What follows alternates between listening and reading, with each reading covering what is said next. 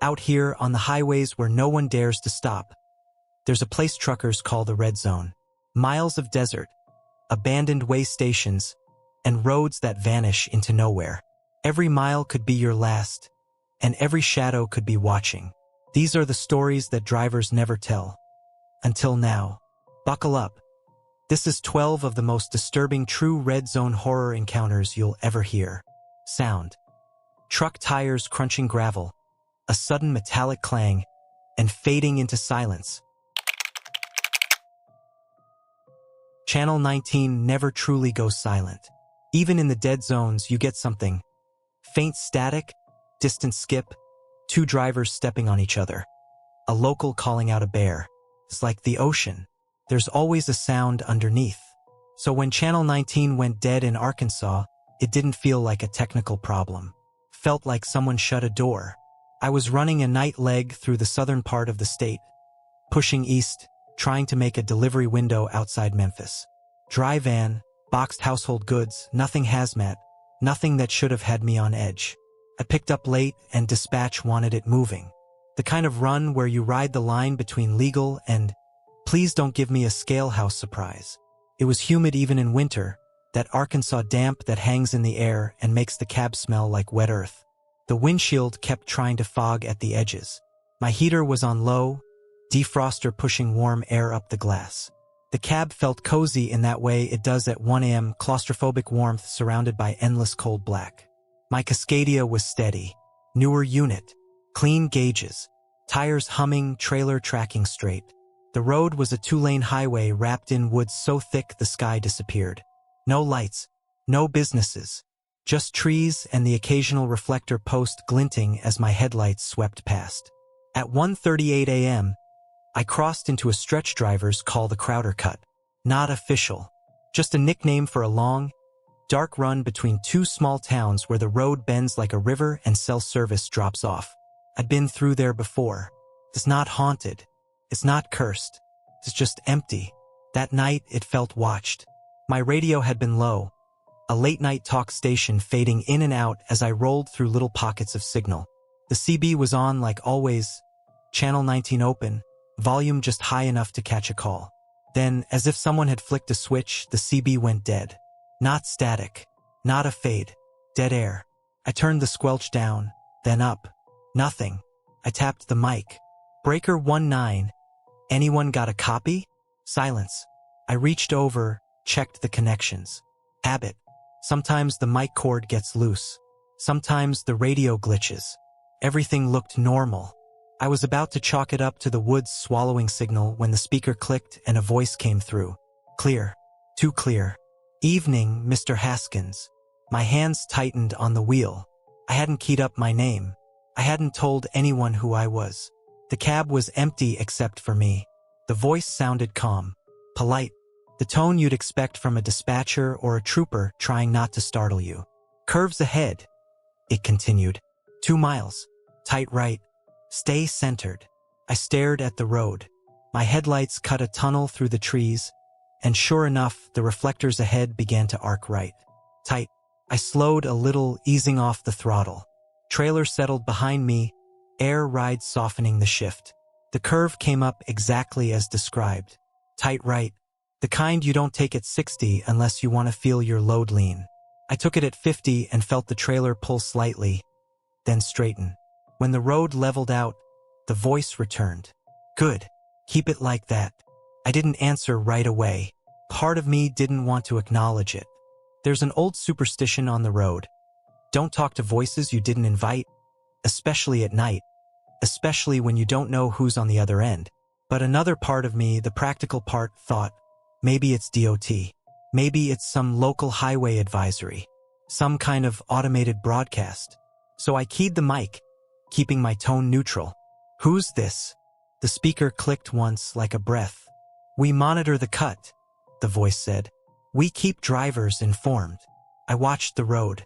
My mirrors showed black forest and the faint red glow of my trailer markers. Nothing else. Appreciate it, I said slowly. You got a handle or call sign? A pause. Not static. Just the sense of something thinking. We use what you give us, the voice said. My stomach tightened. I glanced down at my dash where my name badge was clipped near the steering column. The company issued one with my last name printed in block letters. I hadn't thought about it in months. It had been there so long it felt invisible. I reached over and flipped it face down without really knowing why. The voice didn't react. "Fallen tree ahead," it said. 1 mile. Left shoulder. Don't drift. My pulse picked up. Fallen trees happen. Arkansas gets storms. Branches snap. But the way it said it, like it was reading the road in real time, made the hair on my arms lift. I kept my lane tight, hands steady, eyes scanning. A minute later, my headlights caught it. An oak limb down on the left shoulder, thick as my thigh, jutting out just enough that if you drifted, you'd clip it and tear up your steer tire. I felt my mouth go dry. "Copy," I muttered, not even realizing I'd spoken. The voice returned immediately, as if it had been listening to my breathing. "Thank you, Mr. Haskins." I didn't like hearing my name in that tone. It made it feel intimate, like it was sitting in the cab with me, close enough to smell my stale coffee and diesel heat. A few miles later, another voice broke through. "Anyone hearing this? This ain't 19. A driver. Male. Young. Nervous." "Yeah." Another driver answered, older, tired. "Whoever this is keeps calling folks out by name. How's it know?" The polite voice cut between them smoothly, like it owned the frequency. "Gentlemen, stay focused. There is a wreck ahead." The young driver cursed under his breath. "What wreck?" "I don't see." "For miles," the voice said. "On the outside of a bend. You will smell it before you see it." That made my skin crawl. Smell it before you see it. That was too specific, too real. Like it had been there. I slowed again. Hazard lights not on, but my foot feathering the brake to keep my speed down. The woods thickened. The road dipped slightly, and fog gathered low in the hollows, making my headlights bounce back at me. Then I smelled it. Burnt rubber. Hot oil. A faint electrical tang like melted plastic. My throat tightened as the curve came up. A left bend, tighter than it looked. I eased into it, trailer tracking behind me, eyes scanning the shoulder. My headlights caught twisted metal. Pickup truck half in the ditch, half in the road, nose crushed against a tree. Steam rising from the hood. No lights on. No movement inside. Just wreckage still warm enough to smell. My heart hammered once, hard. "Holy!" The young driver's voice came through again, shaky. "It's real. Stay in your lane," the polite voice said. "Do not stop." That sentence hit wrong. Because a normal driver would stop, call 911, throw hazards. That's the code. You don't pass a wreck without checking if someone's alive. But the voice's calm certainty made my hands lock on the wheel. "Do not stop." I passed the wreck at a crawl, eyes flicking to the cab. The windshield was shattered. The interior was dark. And then I saw something move. Not inside the pickup. On the road. A figure standing just beyond my headlight beam, where the fog began. For a split second it looked like a man in a reflective vest. Then my lights hit it fully and it wasn't reflective at all. It was just pale, upright, too still. I blinked, and it was gone.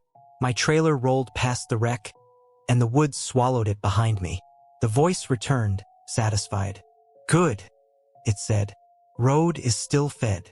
That phrase landed like a stone in my stomach. Fed, like the road ate. I keyed the mic again, and this time my voice wasn't as steady. "What do you mean fed?" The radio clicked softly. "We keep the road fed," it repeated. "So you may keep moving." Behind me, the older driver spoke, low and tense. "This ain't DOT," he said. "This ain't no advisory. This is something else." The young driver's breathing was audible through his mic. "I'm leaving the cut," he said. "I'm taking the next turnoff. I don't care if it adds an hour." The polite voice answered him immediately, like it had been waiting. "There is no exit yet." The young driver went quiet. My hands sweated on the wheel. The cab felt hotter, tighter. The heater hummed like a living thing. My windshield reflected my own face faintly, and for a second I thought the reflection was smiling. It wasn't, but the thought stuck. The polite voice began calling out hazards ahead in that same calm tone. Black ice on the shaded bridge, a stalled semi on the shoulder, a deer standing on the center line. Each time it was right. Each time, a driver would swear, and then they'd obey. Speed down. Stay centered. Don't stop. It felt like the voice was guiding us through a gauntlet. Not protecting us. Hurting us. Around 3:20 a.m., my dispatch tablet pinged with a weak signal. One bar flickering like a dying candle. A message tried to come through, then failed. I tapped it, trying to force a refresh. The screen flashed, then went black. The polite voice spoke again, and this time it sounded closer, as if my speakers had turned into a mouth. "Do not distract yourself, Mr. Haskins." Eyes forward. I felt cold sweat bead along my ribs. I hadn't told it I was looking at the tablet. I hadn't keyed up. It knew. The older driver on the CB muttered, "How's it seeing us?" No one answered. Then, ahead, my headlights caught a set of taillights, truck taillights, stopped in the lane. Hazards blinking. A rig sitting dead still in the road like a blockage. My pulse surged. "Stalled truck ahead," the polite voice said. "Do not approach quickly." I eased off the throttle, slowing. The rig ahead didn't move. The hazards blinked steady. The forest pressed in on both sides, leaving no shoulder wide enough for me to pass. As I got closer, I noticed something wrong. The taillights were too high, too wide. The trailer looked stretched, like it was longer than it should be, like it didn't fit in the lane. And the hazards weren't blinking in a normal rhythm. They were pulsing together, synchronized like a heartbeat. The polite voice continued, calm as ever. "Stop behind it." Everything in me screamed not to. Stopping in the cut, boxed in by trees behind an unknown truck, at night with no signal was how you disappeared. I glanced at my mirrors. Nothing behind me but fog and black. I slowed to 10 miles an hour, then 5, keeping distance. The truck ahead didn't have a company logo. No DOT numbers. No mud flaps I could read. Its rear doors were closed, but the metal looked wrong, dull, uneven, like it had been hammered by hand. The air inside my cab felt thick, damp, smelling suddenly like wet leaves and something sweet rotten underneath. The polite voice spoke again. "Closer." I stopped. Air brakes hissed, and the cab rocked gently as my weight settled. For a few seconds, nothing happened. Then the CB speaker clicked. Not the polite voice, a whisper, layered under it, like another transmission bleeding through. "Don't stop, don't." My stomach turned. The polite voice replied to the whisper without changing tone. "Hush," it said gently. "You had your turn." The whisper cut off, and then I heard it not through the CB, not through a speaker. A knock from inside my trailer. One slow impact against the front wall, where the cargo meets the bulkhead. My blood went cold. My load was boxed household goods. Palletized. Sealed. No one back there. Another knock. Then another, closer to the doors, as if whatever was inside was moving. The polite voice spoke softly, almost kindly. "Keep your doors closed, Mr. Haskins. Keep your engine running. Keep the road fed." My hands trembled on the wheel. I stared at the stalled truck ahead. Its hazards pulsed in that unnatural rhythm. My trailer thumped again, harder, like something throwing its weight against the walls.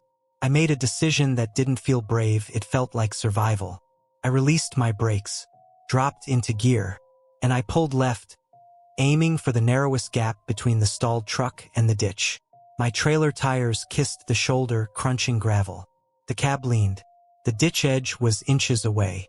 I felt the weight of the load shift, straps creaking. The stalled truck's taillights flared brighter, as if it noticed me trying to escape. The polite voice didn't raise its volume. It didn't yell. It just said my name again, calmly. "Mr. Haskins." And for the first time, it sounded disappointed. I floored it. The engine roared, turbo whining. The truck surged forward, trailer snapping behind me. My mirrors filled with the stalled truck's pulsing lights, and then those lights went out. Not fading. Off. The road ahead opened into a straight stretch, and in the distance I saw something I hadn't seen in hours. A highway sign. Reflective green. Real. I didn't look back. I didn't stop until daylight. When the sun finally broke through the clouds, I pulled into a busy truck stop outside Memphis, where the world had noise again. Diesel engines, people talking, doors slamming. Normal life. I parked and sat there for a long time, hands still on the wheel, listening to the quiet inside my cab. Then I checked my phone. Signal came back instantly, 3 bars, then full. Messages flooded in. Dispatch. Safety. Other drivers. The main one from dispatch made my chest go tight. Where are you? 6 trucks missing overnight on Crowder Cut route. State police requesting statements. All units last reported clear roads and helpful radio guidance. I stared at the words until they blurred. I checked my dash cam footage later. The audio was there. My engine, my breathing, the CB transmissions, the polite voice calling my name. But the stalled truck ahead? It didn't appear. On video, the road was empty. No hazards, no taillights, no blockage. Just me slowing down on a straight stretch for no reason, stopping in the lane as if obeying an invisible command. And then, faintly under the cab's hum, the recording picked up the sound that made my stomach twist all over again. A low, satisfied exhale through the CB speaker, like something had leaned close to the microphone and whispered into the channel, not for us to hear, but for the forest to. At dawn, the news said 6 trucks vanished. I believe it, because I still hear that voice sometimes when Channel 19 goes quiet, calm, polite, calling drivers by name. And whenever I hear it, I shut the CB off completely, because I don't think it was guiding us around danger. I think it was counting, and I think it was choosing which rigs would keep moving, and which ones would feed the road. The Northeast teaches you a certain kind of respect. Not the wide-open, straight-line respect you learn out west, where you can see trouble 10 miles ahead and make a plan. Maine is different. The roads twist. The forest crowds. The weather changes its mind every 15 minutes. And at night, everything feels closer. Trees, ditches, rocks, the dark itself. I was running a solo overnight from Bangor up toward a small distribution lot outside Holton. Refrigerated trailer, mixed grocery freight. Nothing glamorous. Just pallets of dairy, produce, and packaged goods that had to be kept within temp range. The kind of run where you can't afford surprises because the receiver is a stickler and your reefer logs don't lie. I've been driving long haul for 13 years. I'm not the guy who tells stories at truck stops just to watch people's faces. I keep my head down. I do my job. I'm the driver dispatch calls when they need something delivered in bad weather and don't want excuses. That night was cold but clear. A brittle kind of winter air that makes your lungs feel sharp when you breathe too deep. The pavement was dry, but the shoulders were crusted with old snow. My headlights made the road shine like dull glass. The cab smelled like diesel heat and stale coffee, with a faint sweetness from a pine air freshener hanging off the mirror that never quite did its job. It was 3:06 a.m. when I saw the deer. I remember the exact time because the dash clock glowed right in my peripheral, and because the moment was so wrong my brain tried to anchor it to something factual. The road was a 2-lane forest highway, one of those stretches where the trees lean in close enough that the sky becomes a narrow strip overhead. No streetlights, no houses, no other traffic, just my engine's steady pull, the reefer unit's distant drone behind me, and the hum of tires rolling over cold asphalt. The deer stood in the center of my lane, not on the shoulder, not stepping out cautiously like they usually do.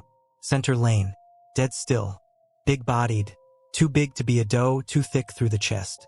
I expected to see antlers, but the angle wasn't right yet. All I saw was a dark shape in my beams, perfectly framed like it had been placed there. I hit the air horn.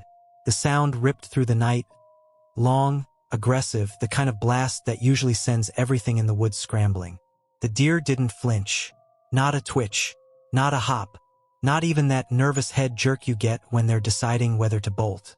It just stared. My foot lifted off the throttle. Instinct. 80,000 pounds doesn't stop quickly, even on dry road. I started braking gently, letting the trailer settle, listening to the air brake sigh in controlled bursts. The deer remained planted. As the distance closed, I felt that familiar tightening in my chest.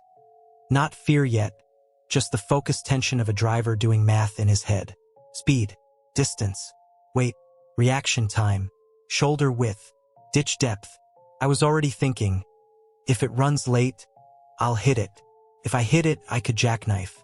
If I swerve, there's a ravine on the right, one of those steep drop-offs you only notice in daylight. Then my headlights caught movement at the tree line. More deer stepped out. 1, 2, 3, then more. Too many to count. They didn't scatter or mill around like a normal herd. They moved with a slow coordination, almost like they were taking positions. Some came to the shoulder, others stepped into the road, filling both lanes. And they weren't acting like animals.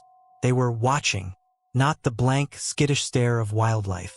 This felt deliberate, like an audience gathering. My wipers squeaked once across dry glass, and the sound was suddenly too loud. The cab felt warmer than it should have, like the heater had kicked up, and sweat broke across the back of my neck. I tapped my brakes again, harder, the engine downshifting as I bled speed. The reefer's hum behind me kept its steady rhythm, like it didn't care what was happening up front. I flicked the CB on out of habit. Static hissed, thin, weak, like a dying breath.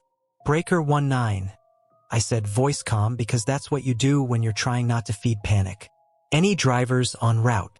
The CB went dead mid-sentence. No static, just nothing. The deer in the center lane took a small step forward. Then I saw something that turned my blood cold. His front legs weren't positioned like a normal deer's. The shoulders were too high. The posture was wrong, like it had lifted its weight in a way deer don't. And behind it, one of the others straightened, not rearing up like a startled animal. Standing upright, 2 legs, a silhouette that looked too narrow and too tall to be real. But there it was, dark against darker woods, framed by my headlights, head angled slightly as if it was trying to understand me. I blinked hard, once, as if my eyes could correct whatever mistake they were making. When I opened them again, more had done it. Not all of them, just enough. Upright shapes among the herd, spaced out, watching. My hands tightened on the wheel until my fingers hurt. The steering wheel vibrated faintly with the road, grounding me, trying to tell me this was still a truck on asphalt. Still physics, still real. I hit the horn again. Short blasts this time, sharp and angry. Nothing moved. Then the central deer turned its head slowly. Too slowly, like it was moving through thick water, and its mouth pulled back. A smile. Not the accidental baring of teeth you sometimes see when an animal is stressed. A human expression, stretched across an animal face. It was subtle, and that somehow made it worse. The corners of the mouth rising just enough to be unmistakable. The eyes fixed on me with something that felt like recognition. My stomach dropped so hard I thought I might throw up. Every alarm in my body went off at once. I stopped braking and made a decision that felt like pure survival instinct. I was not going to come to a full stop among them. Stopping gives things time. Stopping is how you get surrounded. I checked my left mirror. Empty road behind me, just my trailer lights reflecting faintly on wet snowbanks. Right mirror, darkness, trees, the suggestion of that ravine I'd noticed earlier. The deer shifted again, and a few of the upright ones leaned forward slightly, like they were getting ready to step closer. I steered left, trying to slip through a thin gap where the herd wasn't as thick. My trailer swayed, the weight pushing back, and I felt the tires grip, then slip for a heartbeat as I crossed into the opposite lane. The gap closed. Deer moved without rushing, just stepping, arranging themselves, denying the opening like they'd planned it. The smiling one kept smiling. I swung the wheel right, hard. The truck lurched, and the whole cab leaned. My seatbelt cut into my shoulder. The trailer tugged like an angry animal behind me, trying to keep its momentum. My headlights swept across the right shoulder, and the ravine was there, closer than I'd thought. A sharp drop beyond the snowbank, black and steep, lined with jagged rocks and dead brush. My tires hit the edge of the shoulder. Gravel and crusted snow crunched. The truck shuddered. I felt weight shift in the trailer, the load straining against straps. For one terrifying second, I thought I'd miscalculated and committed myself to a roll. Then the tires caught. The truck clawed back onto the road with a violent jolt that rattled my teeth. The trailer snapped behind me, straightening, and I punched the throttle instinctively, getting my speed back before the weight could decide to swing again. In my right mirror, the deer didn't scatter. They didn't run. They stood there in the road, watching my taillights fade. A few of them were still upright. One of them lifted an arm, and made a small motion that looked almost like a wave. The forest swallowed them as I sped away. I didn't slow down for 10 miles. My heart hammered so hard it made my vision pulse. My hands were slick on the wheel. The cab felt too hot, and I rolled the window down a crack, letting cold air knife in and slap my face awake. The smell of pine and winter flooded in, clean and sharp, but underneath it I swore I could still smell something else. Wet fur, damp earth, a faint metallic tang like old blood. After a while, normal things returned in small pieces. A reflective mile marker, a distant set of headlights far ahead. The radio crackling back to life with faint static and a station that sounded like late-night talk.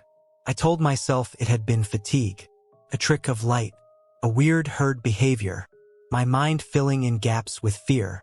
That's what you tell yourself when the alternative is admitting you saw something that doesn't fit. But my body didn't believe that story. My body stayed tight all the way to the receiver. My eyes kept flicking to my mirrors. Every shadow at the tree line looked like it might step out. When I finally made delivery around sunrise, the yard was normal. Forklifts whining, workers in reflective vests, the smell of exhaust and wet cardboard. Bright overhead lights made the world feel honest again. After they checked my reefer logs and signed my bills, I parked in a corner of the lot to catch a couple hours of sleep. Couldn't, so instead I pulled my dash cam footage. I sat in my cab with the sun climbing behind the warehouse and watched the video on my phone, expecting relief. Proof that it had been my imagination, that the road had been empty, that I'd swerved for nothing. The footage showed my headlights on the road. It showed me slowing down. It showed my horn lights flickering on the dash with the air horn blasts. But the deer were not there. Not one. The road ahead was empty black asphalt, flanked by trees and snowbanks. No shapes, no glowing eyes, no herd. Only the sound remained. My engine, my breathing, the horn, the brakes, and something else. A faint scrape against glass, like fingernails lightly dragging. I replayed it, turning the volume up. The scrape happened right after my horn blast. Then again when I slowed. And then, at the moment I swerved hard right when my headlights swept across the shoulder, I saw it. Not in the road. Not in front of the truck. In the windshield. A reflection. A curved shape, pale against the dark interior. Like a smile stretched across glass. It wasn't my face. I wasn't smiling. My mouth in the reflection was tight, focused, grim. The smile was wider, lower, wrong. It sat in the windshield reflection like someone had leaned close to the outside of the glass and left their expression there. I froze with my phone in my hand. The cabin around me was quiet except for the distant yard noise outside. The heater clicked as it cycled. My reefer unit hummed behind me. Normal sounds. But my eyes kept drifting to my windshield, half expecting to see condensation. A smudge. Anything. There was nothing. Just clean glass and daylight. I reported the incident the way you're supposed to, minus the upright deer and the smile. I told safety I swerved to avoid wildlife, nearly hit the shoulder, wanted it on record. They logged it, told me to be careful on those routes, reminded me about following distance and fatigue. No one asked about the dash cam. No one asked why the horn sounded like it was echoing into something hollow. A week later, I drove that same highway again in daylight, just to prove to myself it was normal. The forest looked smaller. The ravine was there, sure, but it wasn't a monster. It was just a drop-off you'd avoid like any other. I didn't see deer, but as I passed the mile marker where it happened, my radio cut out. Not static. Dead silence. For 2 full seconds. Then it came back, and in that brief gap, right in the quiet between noise, I heard something that made my hands tighten on the wheel all over again. A soft, deliberate knock. 3 times. From somewhere behind the dashboard glass. like someone was reminding me that it wasn't the deer that mattered. It was what was close enough to smile at me through my own windshield, even when the camera couldn't see it. The first thing I noticed was the light.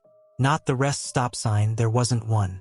Just a single sodium lamp hanging over a cracked patch of asphalt, buzzing like an angry insect.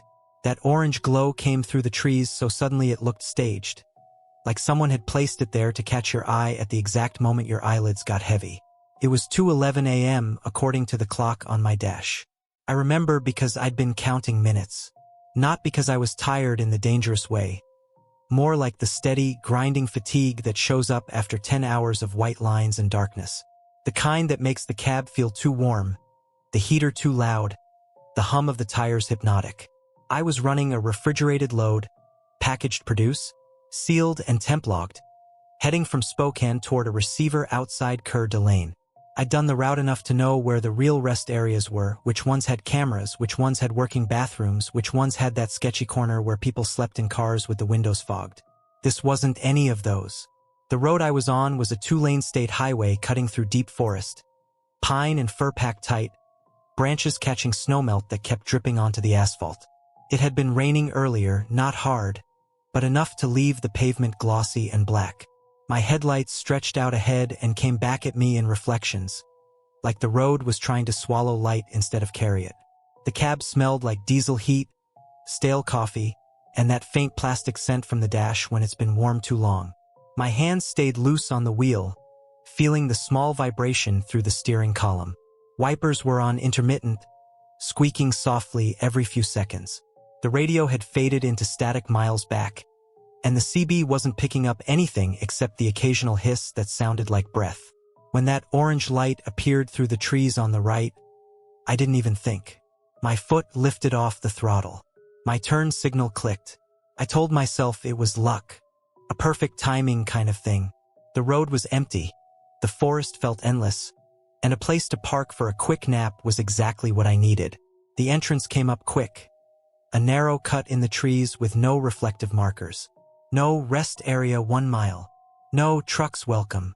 Just a short access lane that looked like it hadn't been paved in years. I eased off the highway and rolled onto it. Gravel crunched under my tires. The sound was loud in the quiet, like tearing fabric. The trees closed in overhead, branches dripping rainwater onto my windshield. The sodium lamp buzzed louder as I got closer, and the light made the wet ground shine like oil. Then the rest stop opened up. It wasn't big, maybe 12 parking slots, a few battered picnic tables half buried in leaves, a concrete building that might have been a bathroom once, but the windows were boarded and the door was sealed with a sheet of metal bolted across it. And there were trucks, 6 of them, lined up neatly like someone had parked them with a ruler, all of them idling. You can tell an idling truck by the way the exhaust pulses in the cold, the faint vibration in the air, the low bass note that you feel in your chest more than you hear.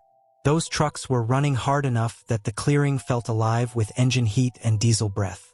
But there were no drivers. First, I thought they were asleep. Then my headlights swept across the cabs as I rolled in, and I saw doors hanging open. Not all the way like someone had bailed out fast, just cracked open, enough to let interior light spill faintly. Some cabs had their dome lights on.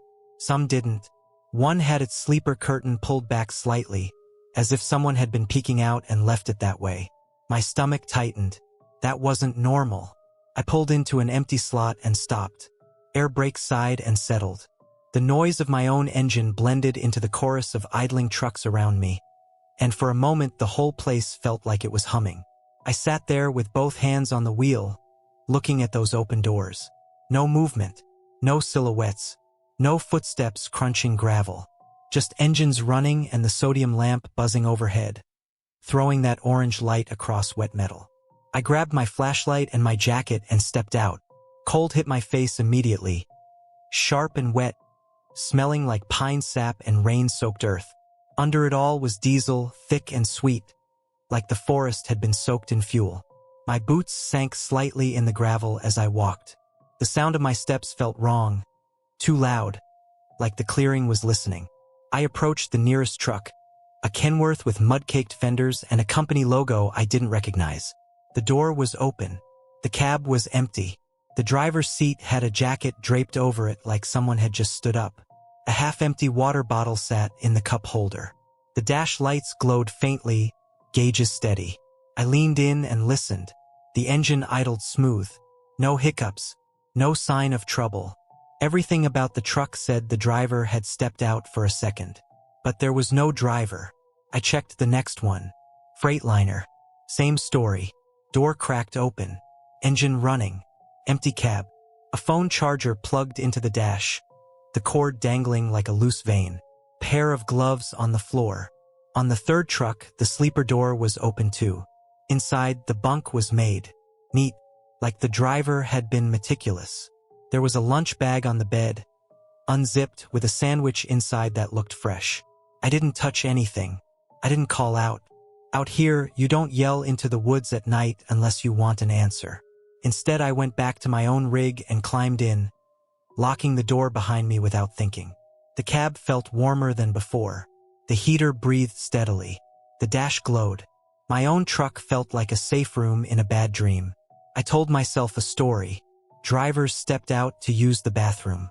Maybe there's another building I didn't see. Maybe they're walking around stretching their legs. Maybe they're in the woods peeing because the bathroom's closed. It wasn't convincing, but it was better than the alternative. I decided to leave. Just a quick in and out. No rest stop is worth getting spooked over. I could push another hour and find a rail truck stop with cameras and coffee. I released my brakes and rolled forward slowly. The clearing's exit was a narrow lane back into the trees. I aimed my headlights at it and eased on the throttle. I drove 30 yards, and the lane ended in trees. Not at a bend, not at a junction. Ended. My headlights hit trunks so close I could see the texture of bark, wet and dark and thick. Branches interlaced like fingers. There was no road, no gravel, no cut. Just forest, solid, uninterrupted. I hit the brakes hard enough to make the cab rock. Air hissed. My heart thudded once. Heavy.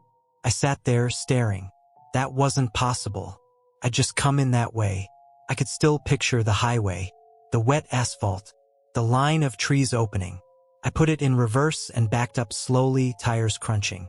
The mirror showed the other trucks idling behind me, their open doors like mouths. I turned the wheel and tried another angle, heading toward where I remembered the entrance being. Same result. Trees. I tried again, circling the clearing, searching the edges with my headlights like I could carve the road back into existence just by looking for it hard enough. But every direction I aimed, the boundary was the same. Forest. Close enough to touch. The clearing felt smaller than it had a minute ago, like it had shrunk while I wasn't watching. A chill spread through my stomach and climbed into my chest. I grabbed my phone. No service. I turned on the CB and cranked the squelch down, begging for static. Nothing. Not even the usual background hiss. It was like the radio had been unplugged from reality. The sodium lamp buzzed overhead, and the sound seemed louder now, more aggressive, as if it knew I'd noticed the trick. 10 minutes passed, then 20. I did what drivers do when something doesn't make sense. I checked the simple things. I got out and walked to the edge of the clearing. My flashlight beam cut across wet leaves and low brush. The trees started immediately at the gravel line, thick and unbroken. I shined the light along the ground where the access road should have been. Nothing. No tire marks. No cut in the undergrowth. Just forest that looked like it had been there forever. When I turned back toward the trucks, I noticed something that made my mouth go dry. All 6 trucks were still idling. All 6 doors still open. But the cab lights were off now, as if someone had reached in and turned them off one by one. I stood there in the orange glow, breath fogging, listening to engines running with no drivers. Then I saw movement. A door, farthest truck on the left, shifted slightly. It didn't swing, just moved a fraction, like someone inside had adjusted their weight against it. I froze, flashlight beam locked. The door moved again, opening a little wider, and a man stepped out. He wasn't dressed like a driver. No reflective hoodie, no ball cap, no work boots. He wore a dark coat that looked too thin for the cold. His hair was damp, flattened to his forehead. His face was pale in the sodium light, features soft like they were unfinished. He didn't look at me at first. He stood on the step, one hand on the door frame, breathing slow. Then he turned his head and met my eyes. "Don't waste fuel," he said. His voice was calm, flat, like he was giving advice about tire pressure. I swallowed. "Where's the road?" I asked, keeping my tone neutral, professional. I didn't want to sound afraid. Fear makes people stupid. He climbed down slowly, boots hitting gravel without crunching. "It's gone," he said. "That's not funny," I replied, but my voice came out thin.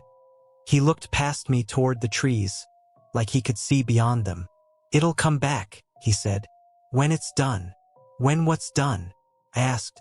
He finally shifted his gaze to the trucks, the open doors, the idling engines. "Rest stops like this," he said. "They don't open for anyone. They open when the forest needs drivers."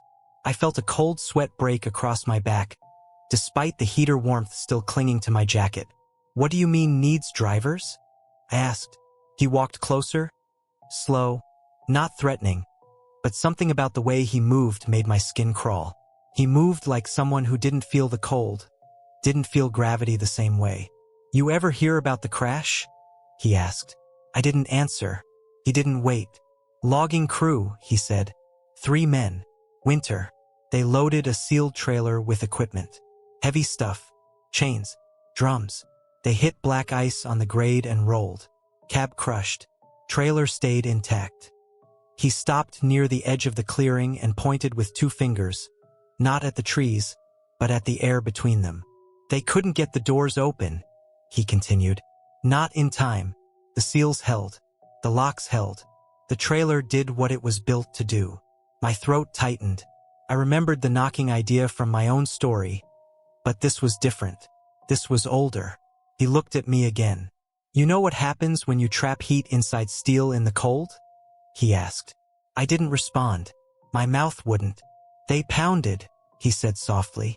"They screamed until their voices turned into something else. Their hands left prints on the inside of the doors. Then their hands stopped. The engines around us idled steady, like they were listening too. I couldn't stand the open doors anymore. They looked like invitations. I took a step back toward my truck. The man's head tilted slightly. "Stay inside," he said. "Lock it. Don't sleep. Don't turn your engine off." "Why?" I asked. His expression didn't change. "Because if you fall asleep here," he said, "you'll wake up lighter." I felt my stomach drop. I climbed into my cab and locked the door with shaking fingers. I kept the engine running. I kept the heater on. I watched the clearing through my windshield like it was a stage. The man returned to his truck without another word. He climbed back in and the door stayed open. Minutes passed. The sodium lamp buzzed. The forest didn't move, but the shadows shifted in ways that didn't match the wind. Then the knocking started. Not from my trailer. From the other trucks. Soft at first, like someone tapping from inside the sleepers. Then louder, like fists on steel. The sounds didn't overlap perfectly. They moved around the clearing, one truck at a time, like something walking through them. My breath came fast and shallow. My hands gripped the wheel so hard my fingers hurt. I stared at my trailer mirrors. The reefer unit's light blinked steady. Everything was normal. Then I saw it. In my right mirror, the outline of someone standing behind my trailer. Just a shape at first, dark against darker trees.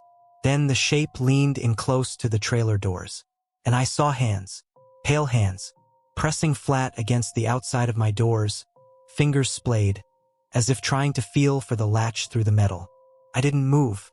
I didn't breathe. The hands slid slightly, leaving streaks of moisture, like condensation from skin too cold. Then, from inside my trailer, came 3 knocks. Slow, even, answering. My whole body went cold, like the heater had died. The shape behind my trailer withdrew into the darkness, disappearing between trees like it had never been there. The knocking moved again around the clearing, shifting from truck to truck. A rhythm, pattern, engines idled, doors hung open. No one got out. The man's words sat in my head like a weight. Don't sleep. Don't turn your engine off. I stayed awake by force, chewing ice from my cup, pinching my thigh until it hurt, watching the clock crawl. Hours felt wrong in that place. The dash time jumped once, forward, then back. Like even the truck couldn't decide what time it was. Then, finally, the sky began to pale. Not bright, just a thin gray creeping into the tops of the trees. The moment the first real daylight touched the clearing, the knocking stopped. All at once, the engines, one by one, shut off. Not a sputter, not a gradual idle down. Silence fell heavy. The sodium lamp buzzed once and died. And there, where the access road should have been, the trees were gone.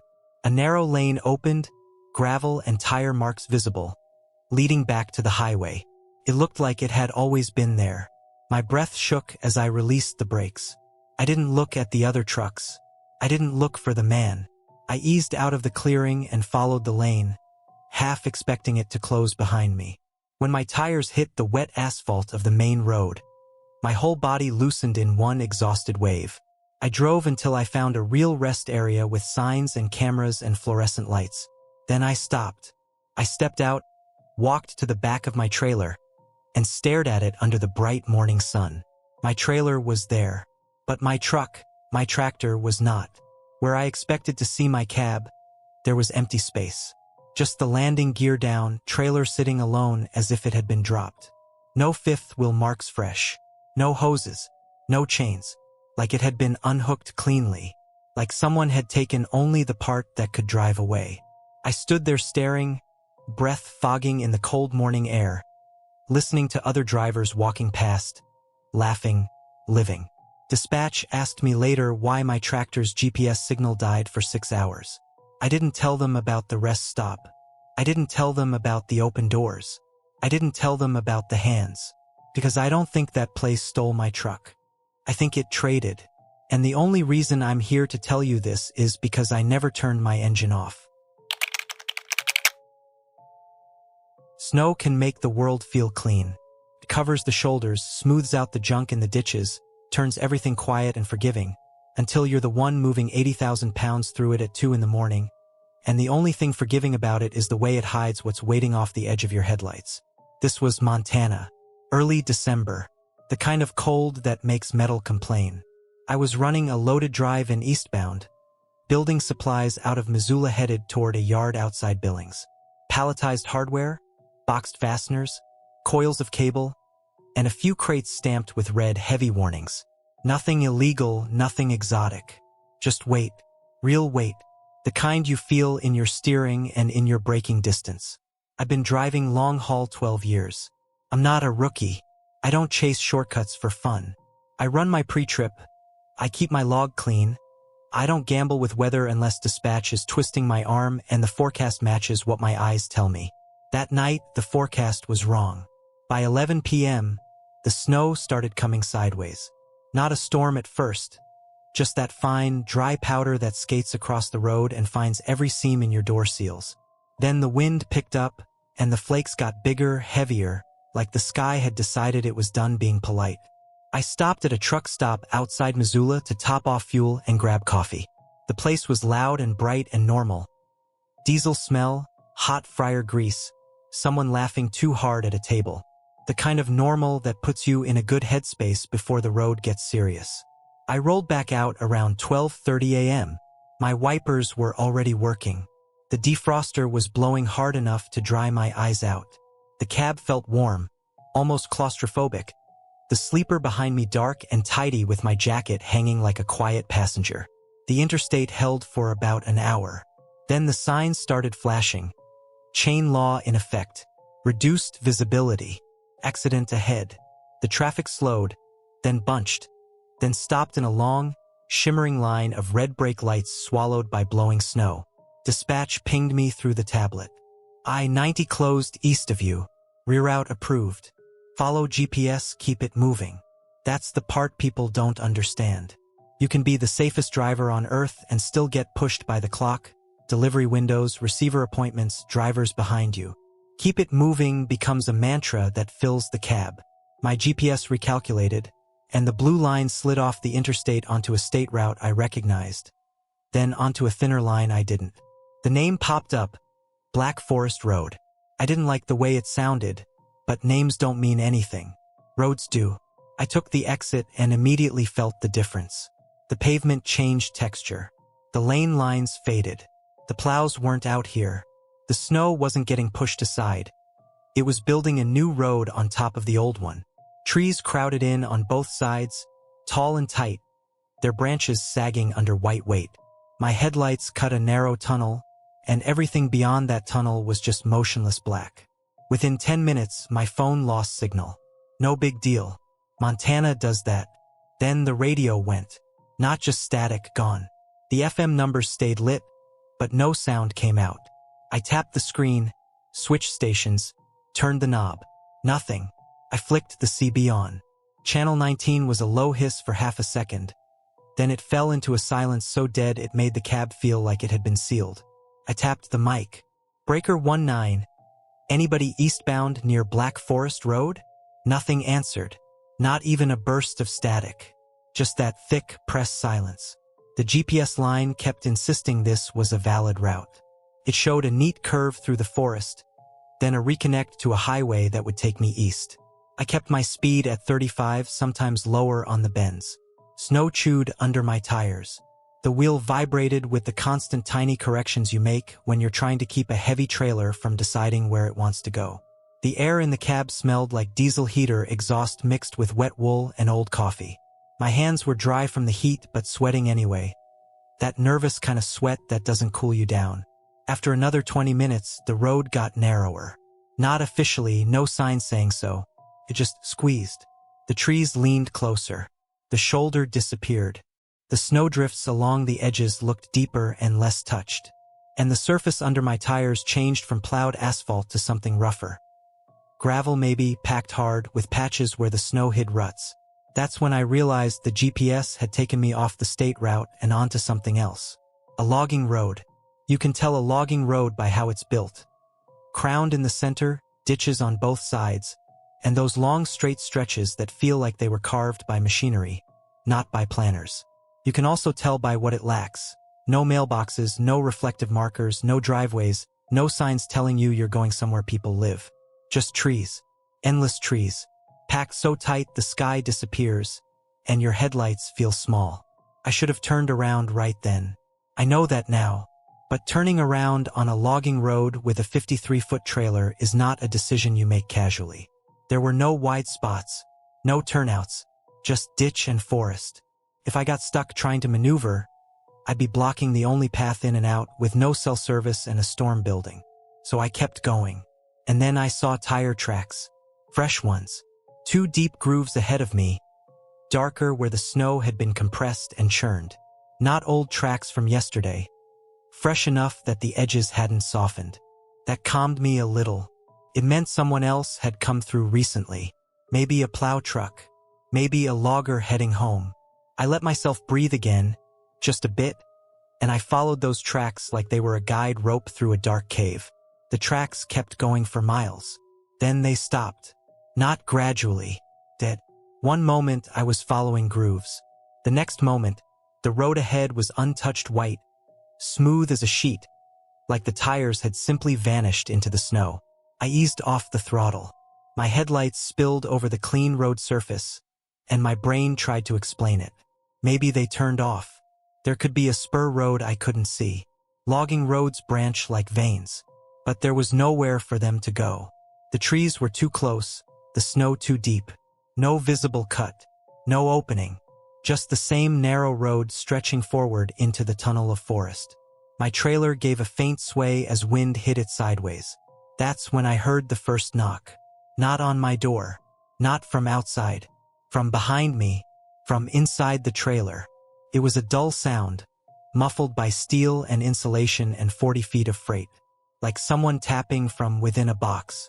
I froze with both hands on the wheel, eyes locked forward. There are noises in a trailer. Loads shift. Pallets creak. Straps groan. Sometimes the air ride makes the whole thing thump. This wasn't that. Came again. 3 knocks. Slow. Even. My throat tightened so hard it hurt. I glanced at my mirrors. The trailer lights were glowing red in the snow haze. Steady. No movement outside. No headlights behind me. No shapes in the forest.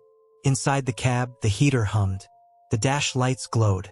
Everything was normal except the space between sounds, that heavy silence where your own breathing becomes too loud.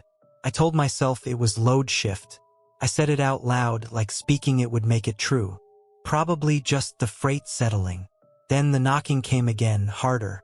Not random. Not a bump. Pattern. Knock, knock, knock, knock.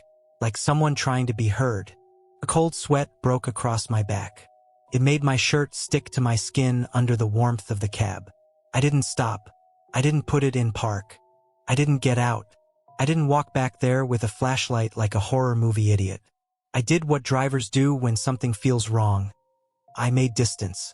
I pushed down on the throttle. The engine responded with a deep growl, pulling hard against the grade. The trailer tugged, heavy and stubborn. As I accelerated, the knocking stopped. For maybe 10 seconds, it was only the hum of tires and the faint rattle of the dash mount. Then it started again, louder now, closer somehow, as if whatever was inside the trailer had found leverage. I felt it through the frame, tiny vibrations that didn't match the road surface, like something hitting metal from the inside with a flat palm. My eyes flicked to the temperature gauge, to the air pressure, to anything that could anchor me in mechanics. Everything read normal. Then my trailer brake indicator flickered once, like a blink, and the cab lights dimmed for half a heartbeat, then returned. I've had electrical glitches before. Snow and moisture get into connectors. A loose ground wire can make a truck act haunted.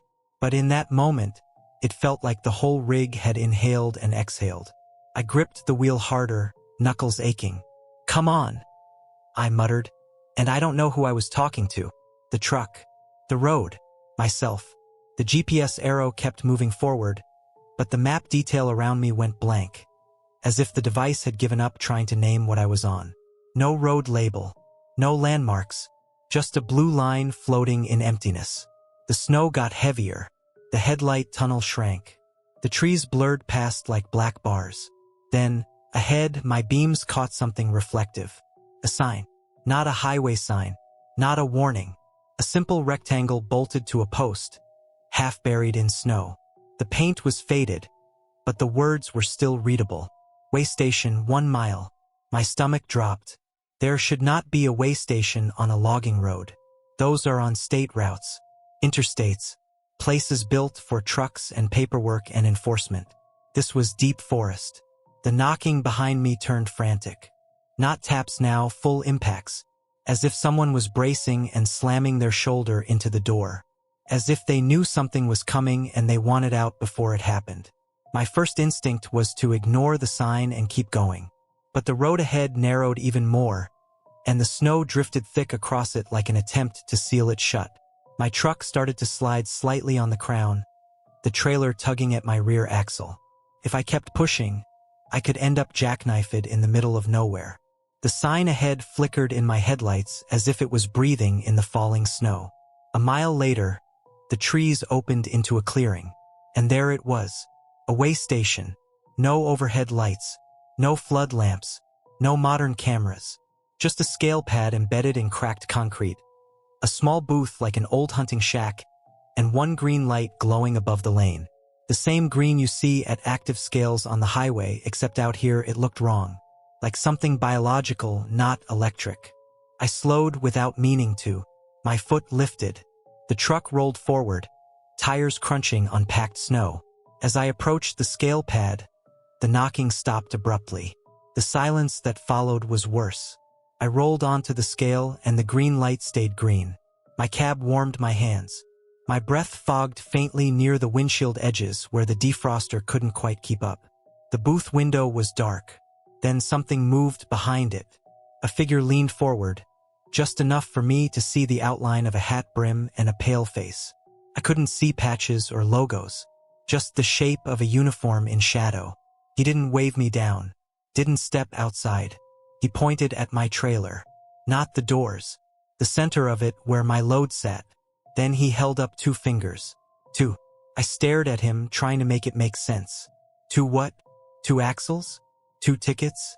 2. He tapped the glass, then pointed again, and this time he pressed his palm flat against the window. For a second, the booth interior lit up in a faint green glow, like the light outside had bled through, and I saw what was inside. Not equipment, not paperwork. Stacks of folded manifest sheets, hundreds of them, piled like dead leaves on shelves. And on the floor behind the booth attendant, in the corner where the light barely reached, I saw a row of boots. Work boots, mud-caked, some missing laces, 3 pairs, lined up neatly like someone had been asked to remove them. My mouth went dry. The cab suddenly felt too hot, too sealed, like a coffin with a heater. I reached for the CB mic without thinking, just to break the silence with something mechanical. Crackled, not static.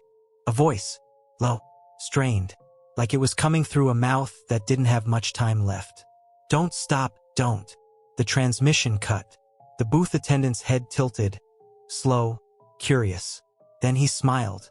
Not wide, not dramatic, just enough to show he understood I could hear. My trailer rocked once. Hard. A full-body thump like someone had thrown their weight against the doors. Then the knocking came back, violent, desperate, as if multiple hands were striking at once. My hands moved on their own. I released the brakes, dropped into gear, hit the throttle. The truck surged off the scale, engine roaring, tires biting into snow. In my mirrors, the green light didn't fade. It stayed the same brightness, as if distance didn't apply to it. The clearing narrowed back into trees, and the road seemed to fold behind me. The booth disappeared too quickly, swallowed as if it had never been there. I kept my speed high, too high for conditions, but the fear in my chest was louder than my training. The knocking inside the trailer matched my acceleration. Fast, rhythmic, a pounding that made the whole rig shudder. Then suddenly it stopped. Not gradually, not like fatigue. Stopped like a switch flipped. The trailer went dead silent. For a moment, I thought maybe whatever was back there had fallen, passed out, given up. And then I felt the weight change. It wasn't subtle. The pull eased. The truck became easier to steer, easier to hold in lane, like someone had cut a heavy anchor line. My trailer felt lighter. Too light. I didn't slow down until the horizon started to gray. Dawn bled into the snow clouds, turning the forest from black to washed-out blue. When I finally saw pavement markers, real ones, reflectors, and a proper state route sign, I took the first safe turnout and stopped. Air brakes sighed. The cab settled. My hands were shaking so hard I had to sit for a second, forehead resting against the wheel, listening to my own breathing in the quiet. Then I climbed out. Cold slapped my face. The smell of pine and diesel mixed sharp in my nose. Snow crunched under my boots. I walked to the trailer doors with my flashlight in hand, beam jittering. The seal was still there, intact. No cuts, no breaks. That didn't make me feel better. It made me feel worse, because it meant whatever had been knocking hadn't come from outside. I broke the seal with numb fingers, swung the doors open, and aimed the flashlight inside. The pallets were still there, shrink wrap still tight, boxes stacked clean. My load looked untouched, until I stepped closer and saw the inside of the doors. Handprints, on the inside metal, not smudges from a forklift, not grease marks from handling. Full palm prints, dark, wet, and pressed hard enough that you could see finger streaks drag downward. There were more than 2 hands. There were many, some high, some low, some overlapping like people had been stacked or shoved. And in the center, right at chest height, there were 3 prints that were smaller and smeared differently, like someone had been pounding until their skin broke. I backed away, flashlight beam sliding across the freight like it might move. Nothing moved. The forest around me was quiet, but not peaceful. The kind of quiet that listens. I closed the doors and locked them like that mattered. I delivered the load late. I didn't tell the receiver anything. I didn't tell dispatch anything except that weather delayed me. But later that day, after I parked and tried to sleep, my dispatcher called. He sounded strange, careful, like he was reading from a screen. "Hey, he said. Quick question. You didn't take Black Forest Road, did you? My throat tightened. GPS rerouted me, I said. Why? There was a pause. I could hear office noise behind him. Keyboards. Phones. Normal life. That road, he said, was removed from our routing database years ago. State requested it. It's not accessible. I was on it, I said, and my voice came out hoarse. There was a way station. Silence on his end. Then softer. No, there wasn't. I swallowed. There were handprints inside my trailer. Another pause. He breathed out slowly, like he already knew what I was going to say. Look, he said. Just send me your dash cam clip, and don't take that detour again. I checked the dash cam that night. The footage showed snow, trees, a narrow road. No sign for the way station. No clearing. No green light. But the audio was different. Under the engine hum and the wipers, there was knocking, clear as day, from behind me, and once, just once, right before my truck surged forward as if fleeing something, a voice came through my cab speakers in a low whisper that wasn't the CB. It said, "Too heavy. I don't use GPS reroutes in that part of Montana anymore. I'd rather sit on an interstate closure than chase a blue line into trees that swallow the sky.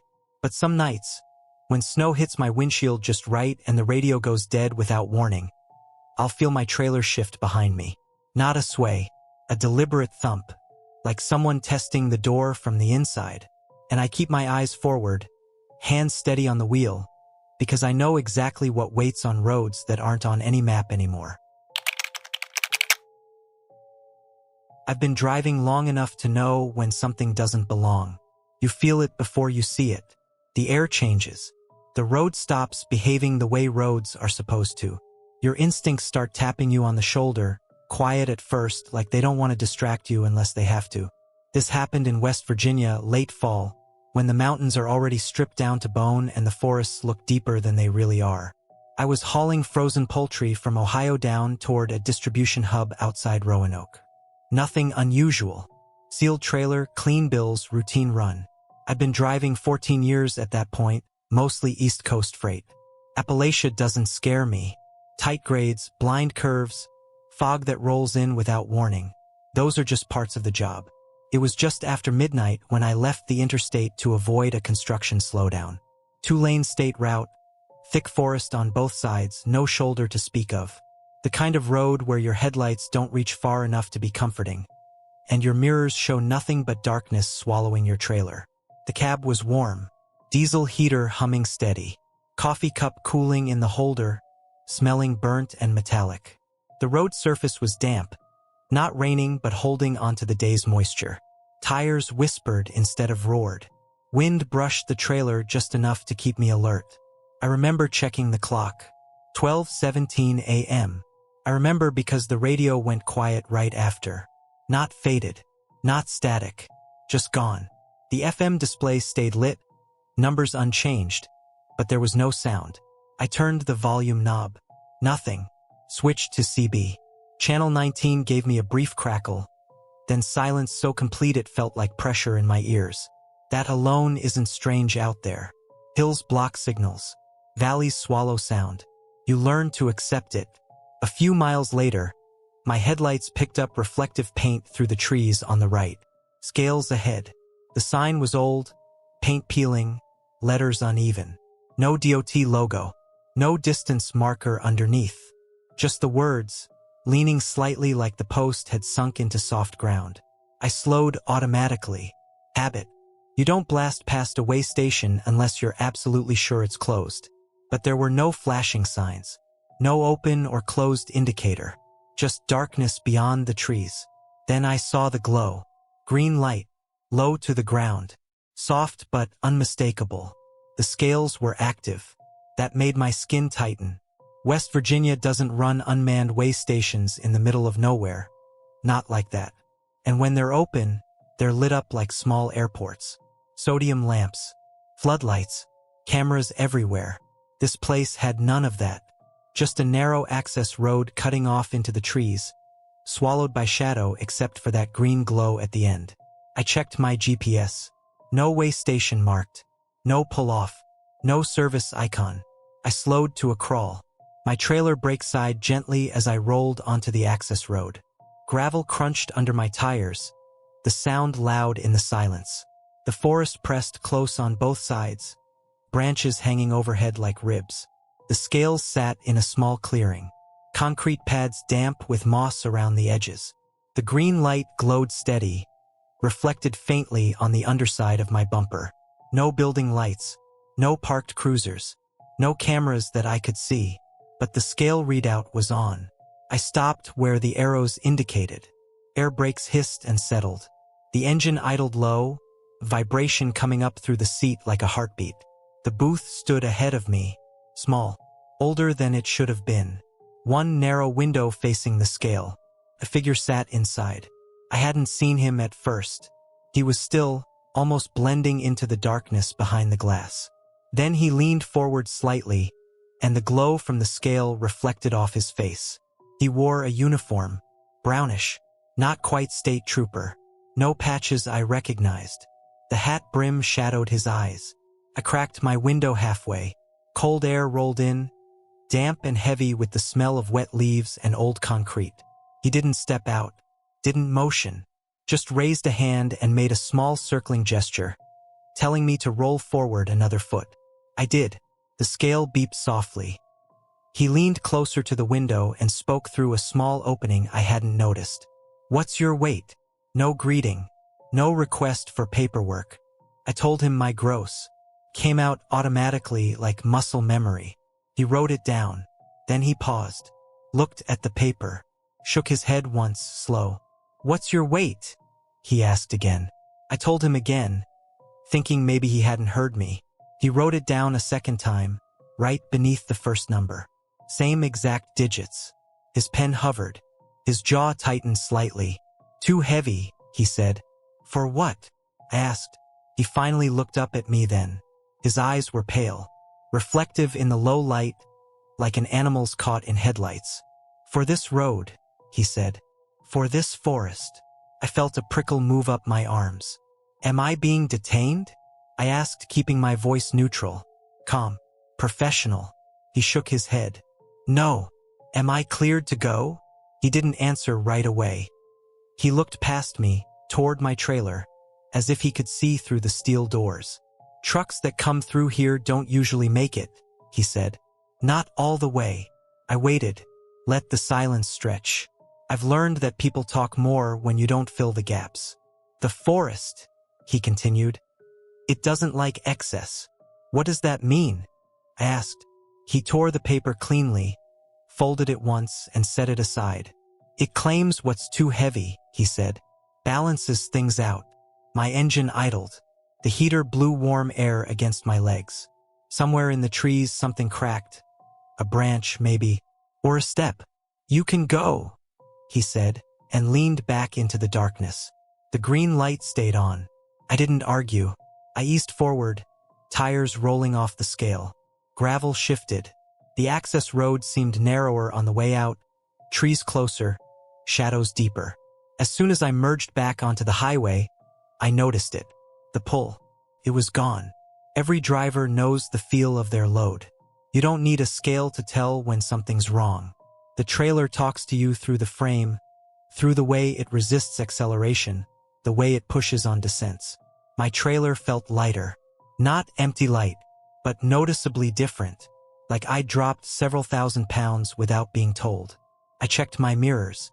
Seals intact. Doors closed. Lights normal. I told myself it was the grade leveling out, or my imagination filling in gaps it shouldn't. Still, I reached for the CB. "Breaker 19. Anyone copy?" Nothing. No static. No hiss. Just dead air. The rest of the night passed without incident, but I didn't relax.